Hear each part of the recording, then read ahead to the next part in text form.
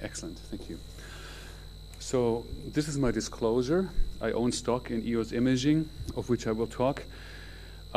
Just for the introduction, it is quite stunning that the DNA between those two ladies is 96% identical, and some minimal but important differences is that the center of gravity when we stand between primates and humans is quite different. Our center of gravity goes through the sacral lumbosacral end plate, the hip joints, the knees, the ankles, and so we are balanced, and monkeys cannot do that. That has to do with many anatomical changes, some of which have to do with the development of cervical lordosis and lumbar lordosis, when human children learn to lift their heads off the ground and control the head, and later on learn to lift their trunks up and stand. And that is a different programming in the development of the spine. As you all know, the primates have a global C-shaped kyphosis, which prevents them from maintaining a standing balance in the longer term. And the great French researcher and surgeon Jean Dubuisset, more than 20 years ago in a book chapter, has published this cartoon or image of the cone of economy, which has been copied and redrawn probably hundreds of times. And it has to do with the space that we humans have in which we can balance with minimum energy input without falling and without requiring an aid like I am now putting my weight on the pedestal here. And again, it's French research who explains some of the underlying specifics, and one very important angle which most of you will be aware of, but I'll quickly go through it because it's important in the context of my talk, is pelvic incidence. Pelvic incidence, as was published by Leguet and Beaupère in 1998, is the depth of the human pelvis in terms of an angle degree. So it's a parameter that is independent of the centimeter size of the pelvis, and it determines the distance of the sacrum, which carries the load of the trunk, from the bicoxofemoral axis, which balances our human body on the joint, basically. And pelvic incidence is individually constant after growth, unless we have severe osteomalacia or a pelvic fracture, and it is very different between individuals. It correlates with the sacral slope, which is the inclination of the sacral end plate. Because of that, it also dominates the shape of the lumbar lordosis curve, and because the shape of the lumbar lordosis curve determines the tilt of the inflection point between thoracic kyphosis and lumbar lordosis, this also basically determines the shape of the thoracic kyphosis curve. And so in essence, the pelvic incidence is the key formula for a human body's standing balanced posture for all of us. And these three angles are correlated. The pelvic incidence is the angle between the perpendicular line on the center of the sacral end plate and from that point to the center of the connecting line of the bicoxofemoral axis, and that is fixed. The sacral slope is the angle between the sacral end plate and the horizontal line, which is changeable, of course. And the pelvic tilt is the angle between the vertical and the same line that is used to measure the pelvic tilt. And this formula is very basic, but it basically describes the function of human standing balance and walking balance. So pelvic incidence, which is a constant in every individual, always is the sum of the sacral slope and the pelvic tilt angle. So when I move my pelvis forward, sacral slope increases, pelvic tilt decreases, the sum remains the same. And when I go backwards, that's the same thing. So it's a null-sum game, and that describes human balance. And as you can see in this paper by Jean-Charles Lehoucq, there is a large variation even in a Central European population in pelvic incidence. And based on the work of Roussouly, we also know that while everything is possible in human balance, there are four predominant types of human balance, which all depend on the pelvic incidence, on the lumbar lordosis curve, and on the shape of the thoracic kyphosis curve. And that is important when we analyze how a human being is normally balanced.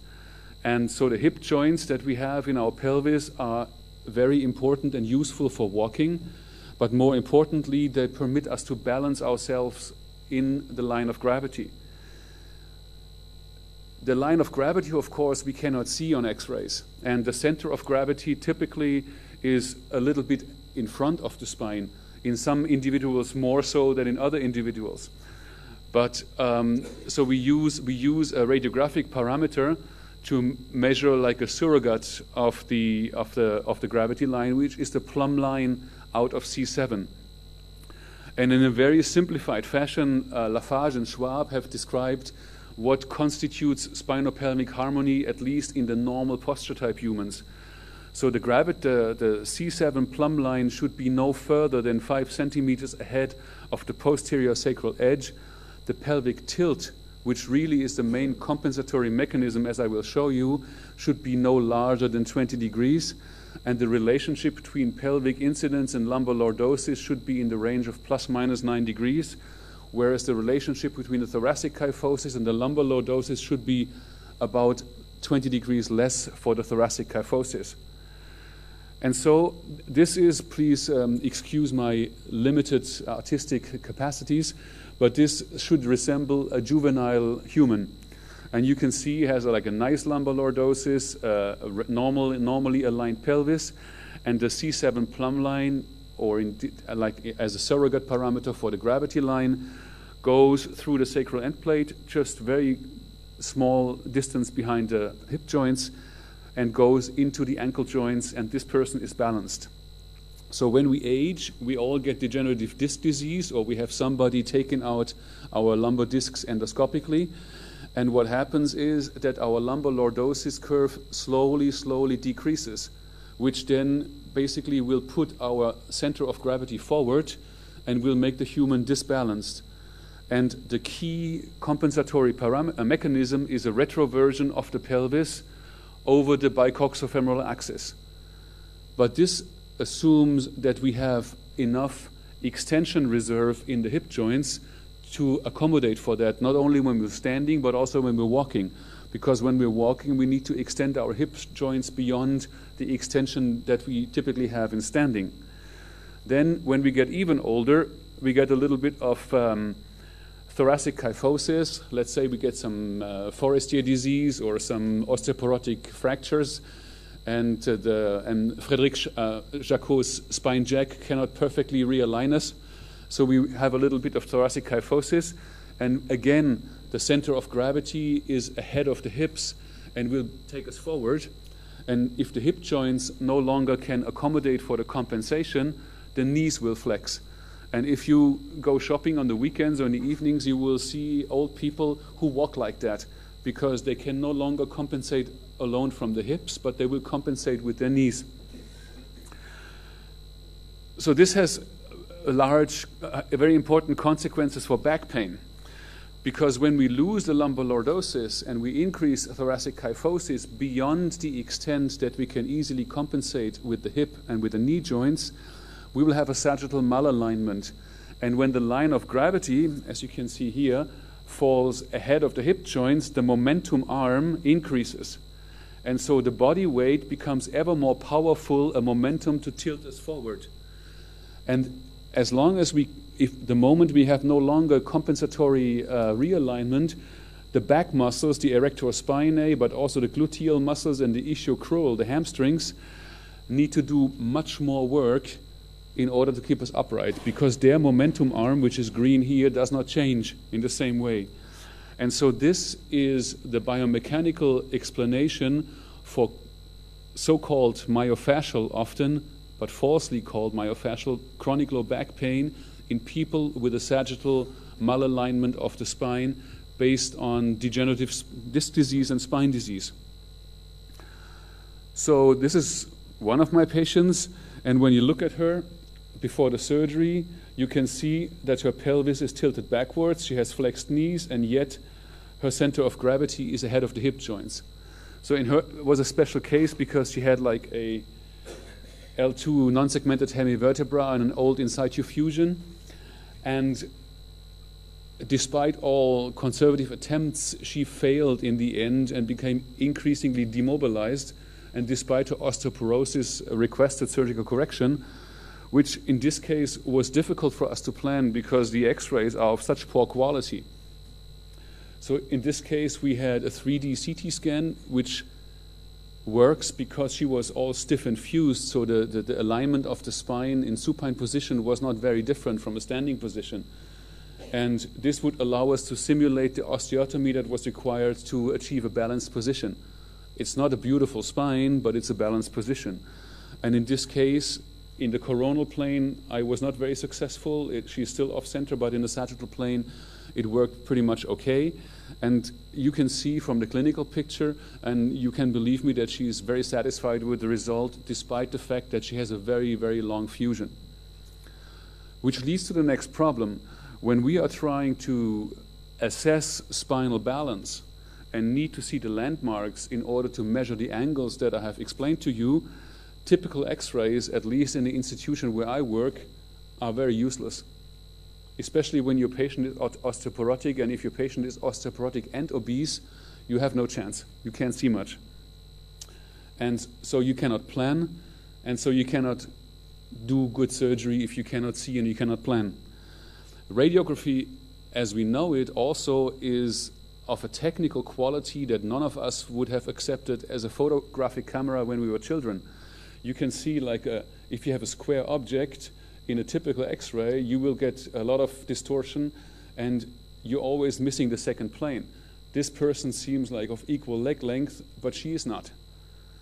And so the EOS scanner that we have 2 in Munich, and I know there is 2 in Istanbul also, is a big advance for that kind of problem and that kind of analysis, because it uses a synchronized orthogonal fan beam in a full body scanner that scans a human person from top to bottom, and is true to size and is self-correcting in distortion. And this permits, for one, a very good 3-dimensional analysis, because the exactly 90 degrees lateral film is acquired synchronously with the AP film. And so there is no positional changes of a patient between 2 x-rays, and the images are synchronized. And this permits us to do 3D analyses even if the patient is not perfectly positioned. In the interest of time, I will try and skip that a little bit, even though it's a very nice movie. There you go. Sorry about that. The second advantage of the system is that beyond an improved image quality and a true to size and almost distortion-free imaging, it permits us also to do this with a lot less radiation. So this is the ratio in a recent study of radiation exposure to the subject between conventional digital radiography and EOS scan. And especially when we talk about young children with scoliosis who need repetitive x-rays to control whether the brace is working and have another x-ray after 6 months and 1 year, the microdose protocol gives you a full spine x-ray in 2 planes for the radiation equivalent of about 7 days of living in the state of Bavaria. So it's a very, very low radiation dose. And yet we can still see the landmarks which are required to measure and analyze the human posture and to find out whether a given individual has a postural imbalance and maybe a fundamental different cause for back pain than that we have assumed. The problem with full spine x-rays as we know them is that patients don't always position themselves the same way. And this is the same patient taken in 3 photographs, and the SVA, like the difference of the C7 plumb line from the sacrum, is drastically different between all images. And this is the case because we don't see the rest of the picture. We don't see what that person does with the hips and what that person does with the pelvis.